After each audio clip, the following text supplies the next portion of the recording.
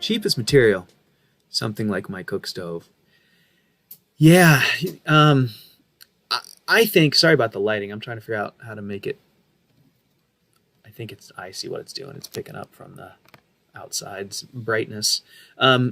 Yeah, great question.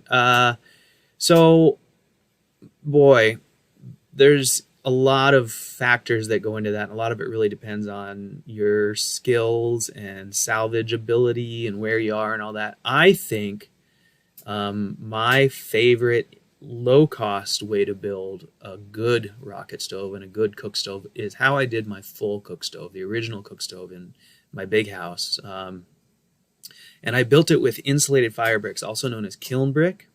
And they're pretty darn expensive, almost no matter how you buy them. But you can often find old kilns that are being either sold for scrap or given away for salvage sometimes. You know, there's old steel, you know, they look like stainless steel refrigerators or ovens, and they're usually 220 volt things, and someone usually has them and can't run them anymore or doesn't use it.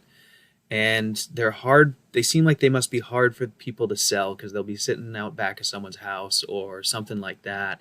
Anyways, inside of those is usually enough kiln brick. They're usually a weird shape, but there's enough of them usually to build a core. And you can usually find one of those kilns for free or $100, something like that, if you look long enough on Craigslist. So that's a good choice. If you got to buy stuff new, I think the cheapest way, there isn't really a cheap way. Even the regular dense fire bricks, which don't do a very good job, you end up spending a few $100 on them for a core, almost as much as you'd spend on ceramic fiberboard. So I don't know that there's a real great inexpensive option. You know, my clay perlite was really the cheapest DIY thing that I could find back when those were kind of my ultimate goals.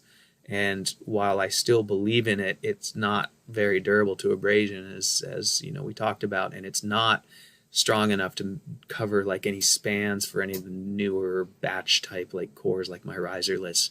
You just need a little more meat over the top of some of those things than that material offers. So